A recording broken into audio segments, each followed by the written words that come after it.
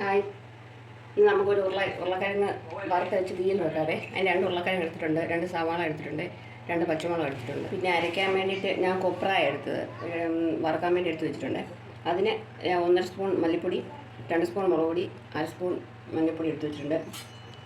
ഏലക്കായും പട്ടയും ഗ്രാമ്പും പെരിഞ്ചീരകം എടുത്ത് വെച്ചിട്ടുണ്ട്. ഇനി ഇതെല്ലാം കൂടെ നമുക്ക് വറുത്തുകൊണ്ട് വരാം.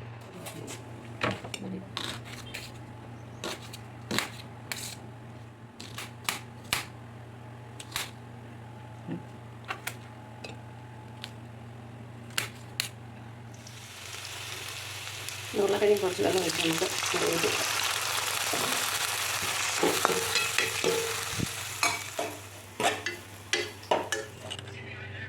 ഒരു 3 കഷ്ണം വെളുത്തുള്ളിയും കൂടെ ഇട്ടിട്ടുണ്ട് അരയ്ക്കാൻ വറുക്കുന്നിടത്ത്.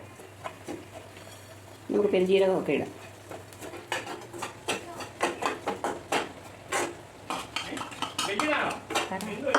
മുളക് പൊടി, മല്ലിപ്പൊടി, മഞ്ഞൾപ്പൊടിയൊക്കെ ഇട്ടിട്ടുണ്ട്.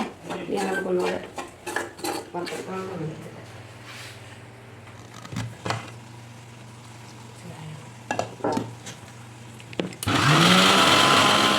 അരപ്പ് അരച്ചെടുത്തിട്ടുണ്ട്. നമുക്കിനി കറിക്കകത്തോട്ട് ഒഴിക്കാം.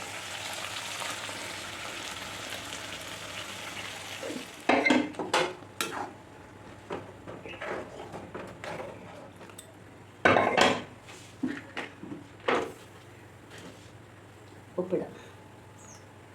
ഇനി നല്ലതായിട്ട് തിളച്ച് തരട്ടെ. എന്നിട്ട് നമുക്ക് കടുക് വറുത്തിടാം.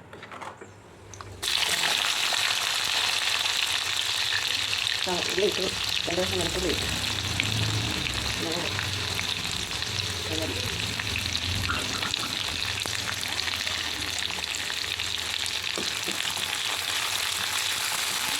അങ്ങനെ നമ്മുടെ ഉരുളക്കിഴങ്ങ് വറുത്തരച്ച് തീയിൽ റെഡി ആയിട്ടുണ്ട്.